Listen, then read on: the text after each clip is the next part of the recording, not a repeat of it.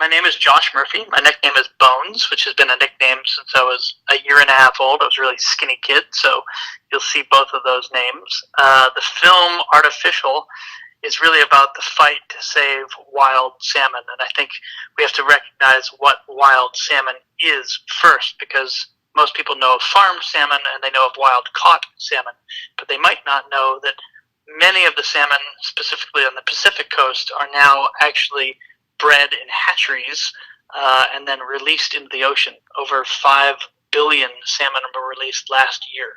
And then they grow in the ocean, and then they come back to the rivers and to the hatcheries, where we catch them in the rivers and the ocean, and then they return to the hatcheries, and we take out their eggs and milt and create the next generation. So humans are playing kind of an outsized role in the life cycle of salmon, in part due to what we've done to rivers, which is basically destroy them with dams and diversions and poor water quality, and in part just due to human greed, which we want more and more and more. We're asking the natural world to make more for us, and that's having an expense on the fish.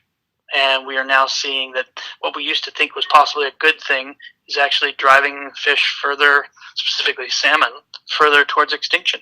And we have to consider what we do now to encourage the future of wild things, and in this case, wild salmon.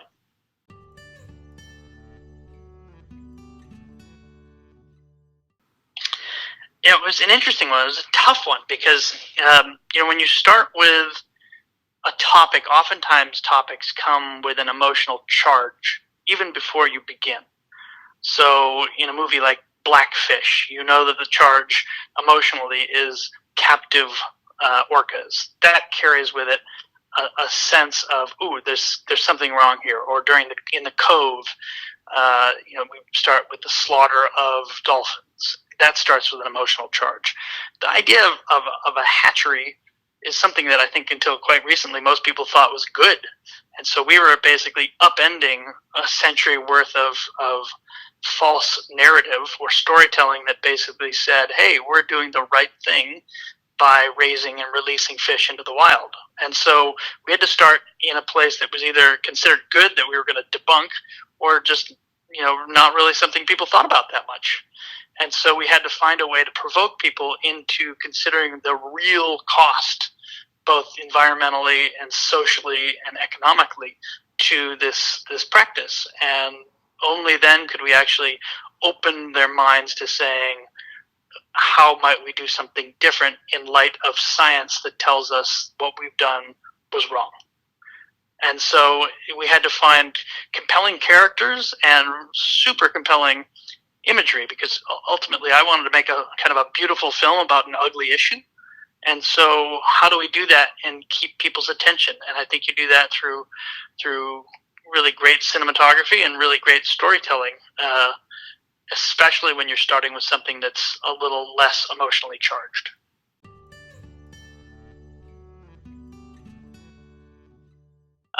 Jacques Cousteau was my idol as a kid, and I went into fisheries biology because I thought of Cousteau as a scientist, and I earned an undergraduate and graduate degree in fisheries biology, and I worked in a fish farm, and I actually managed an on-campus hatchery when I was in graduate school to pay for school. And so I thought I knew this issue pretty well, but then I left fisheries and went into film, and I started a film career about 18 years ago, and I started making ski films because I was a competitive and professional skier, and I just knew that was a way to begin down this path. And then I realized film had so much more to offer, and actually realized, of course, that Cousteau's real legacy was as a filmmaker, and he allowed us to go to places we could never go to before. And so for me, film was kind of a way to go back to this early inspiration. And now fast forward 17 years later, after I left that career, and specifically in fisheries, I was making a piece for 1% for the Planet that was talking about what the organization had done. It was founded by Patagonia founder Yvon Chouinard and his friend Craig Matthews about 15 years ago, and they've raised about $150 million to go to grassroots environmental groups that are making change in their communities. And we were filming a little piece for them. And over lunch, we were sitting on the back of a pickup truck in Ennis, Montana. And somebody asked Yvonne what the next project or film specifically, that Patagonia was working on. And he said it's a film about the arrogance of man. And I remember very clearly thinking that this will be interesting where this goes. And then he said it's about the way we're unwilding salmon, and how what we do through hatcheries and fish farms is kind of attacking the very wild thing that we fell in love with originally. And I said, hey, I know something about that. And over lunch, we talked about it. And at the end of the day, he asked me for my contact info, and I scribbled it out on a piece of paper, and he said, I'll call you. And I never expected to hear a call. And 2 days later, one of the Patagonia Films producers, Alex Lowther, called and said, Yvonne would love to know if you would direct the film. And wow. I said, but yes, but what is it? And he said, well, we have a bit of a sketch, but that's really for you to find out. And so one of our producers on the film, Dylan Tomine, he's a fly fishing ambassador with Patagonia, and he had been thinking about a story like this for quite some time and had been discussing it with Yvonne. They were fishing buddies, and they were unsure how to tell the story, and so they started looking around for somebody that could. And just serendipitously, we happened to meet on the river, Yvonne and I, and that's how it started. And it became very clear at the outset that we could choose to make a short film, which is normally under 20 minutes. We could make a mid-length film, which is what most of what Patagonia's films are, around 20 to 40 minutes. Or we could make a feature film, a festival kind of style feature film. And they had only done one other, which was Damnation. And so they decided, based upon some of the ideas that we had pitched, that we should do a feature. And we agreed, of course. And that's when we dug in to try to find a much more revealing version of the story that would actually communicate the idea and the issue to people who just are concerned about the environment and concerned about the future of wild things. It was not meant to be a film for anglers, although we want anglers to be a big part of it because they're on the river daily and interact with fish, perhaps more so than most people, be it commercial fishers, or just sport anglers. And so we wanted to kind of transcend that audience and try to find those people who really could make more change if they knew something more about the issue. And that's how we kind of tailored how we would make the film to meet that audience. What we tried to do was just say, here's the issue, now you make a judgment. And granted, we definitely took a pro-wild approach in making the film, but I specifically wanted to represent all sides of the story and allow the viewer to say, what is this? And why is this? I never heard about this. And I think that's the most powerful part about the film, is that when seen, it can't be unseen. I think once people recognize the industrialization of what we thought was wild, you can't help but wonder, what are we doing here? What's the future? Because this is ridiculous. And in many ways, the most unsettling question I hope people walk away from after viewing the film is, are we at the end of wild? It's an interesting Have we reached a point where very, very wild doesn't really matter, also, as long as we got more important than that. And very in this case, that's more to the subject of the film at all costs. And I don't think people are prepared for that. And I think that's actually what is making the film resonate so widely, is that when you recognize how much influence we're having on something that we thought of as an icon of wild, then we're left kind of wondering what that means for many other things in our world presently.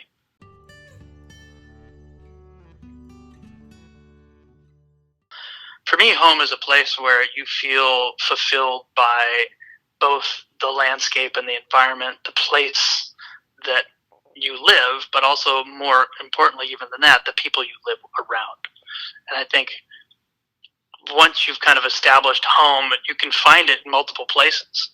The landscapes may change, the people may change, but there's kind of an overwhelming sense that you're after. I think in the case of the film, home is really important because what these animals do, specifically salmon, these anadromous fish which start life in freshwater and then move over a year into saltwater, live for multiple years, traversing most of the Pacific Ocean for Pacific salmon, and then returning to, in some cases, just a few meters from where they were born. And then they spawn, giving, rise to the next generation, and then they die. And through their death and decay, they actually feed the river that then allows their young to hatch into a river that has more nutrients and more food. So they basically give their body to home to allow their next generation a better chance at living. That's how amazing these things are. And they find that home from thousands of miles away.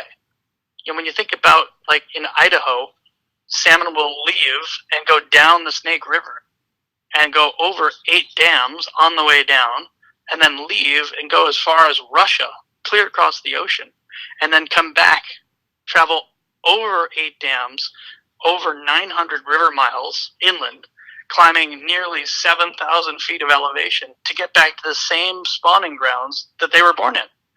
Like, I don't know if anything else exemplifies home more than salmon. It's remarkable. And I think that's why we think of them as intriguing, remarkable animals that are worth conserving and worth protecting, and specifically worth keeping them wild.